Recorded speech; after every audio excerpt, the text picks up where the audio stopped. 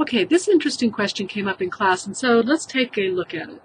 We want to be able to find all of the currents in the circuit, I1, 2, 3, 4, 5, and 6. So our total number of unknowns, n, is equal to 6. The first thing I'm going to do is define the polarity of all of these. Plus on the tail, minus on the tip. Plus to minus, and plus to minus, plus to minus, plus to minus. Then the next thing I'll do is color all of my nodes so that we can kind of more clearly see the circuit. There's one node right there. Here's another node here. Another node right there. And there are two ordinary nodes here. We're not going to end up using them. And we could use this node right here, except the other nodes are already going to have taken care of it by the time we get to that point. So let's start by drawing our loop equations, Kirchhoff's loop equations. This is loop number 1. Let's start right here. We're going through the minus part of I2, so it's minus I2 times 9 ohms, plus I4 times 6 ohms, plus I6 times 6 ohms, plus 6 volts equal to 0. Now let's do this loop. Let's call that loop number 2. As we're moving through here, we can see we're going through minus I6 times 6 ohms, plus I5 times 6 ohms, minus I1 times 9 ohms, plus 6 volts equal to 0. Now we need to do one more loop. We can either do a loop all the way around the outside, or we can do a small loop right here. Let me just do that small loop just for fun. So we'll start there. This is loop number 3. Minus I4 times 6 ohms, minus I3 times 9 ohms, and minus I5 times 6 ohms, back to 0. Okay, that's 3 loop equations, and they have covered all of the elements in my circuit. Every single element has been touched by a loop. So if I do any more loop equations, I will have redundant loops. Now it's time for me to do node equations.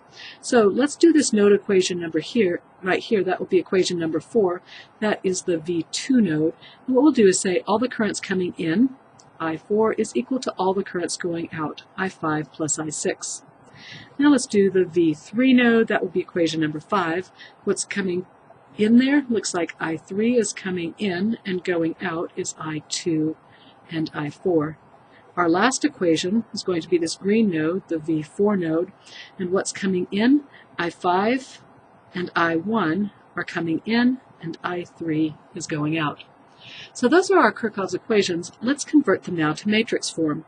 I'm going to have a 6 by 6 matrix because I'm going to have unknowns I1, I2, I3, I4, I5, and I6. I'm just writing them for convenience across the top. And equations 1, 2, 3, 4, 5, and 6. That's just written for convenience as well.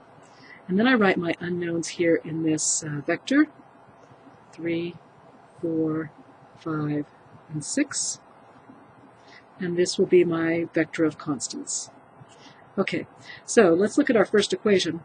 I1 times 0, I2 times minus 9, I3 times 0, I4 times 6, I5 times 0, I6 times 6 ohms, and then I need to bring this 6 over here in order to be in the constants.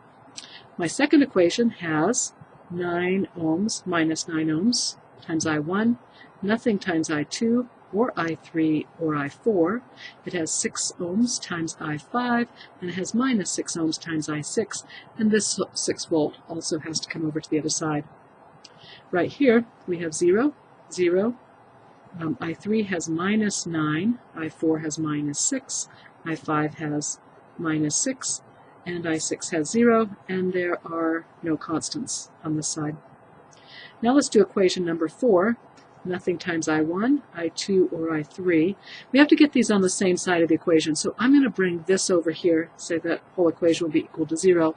So what I'll be writing is 0 is equal to minus I4 plus I5 plus I6. So there's a minus 1 here, a 1 there, and a 1 there. Similarly, I'm going to bring this over here, 0, 1, minus 1, 1, 0, 0. And then this last equation, let's bring that over here. So we'll have 1 times I1, 0, minus 1, 0, 1, and 0. equal to 0. So there's my matrix equation. Just a minute, I'll put that into MATLAB and give you a final answer. But there's our solution to our matrix problem.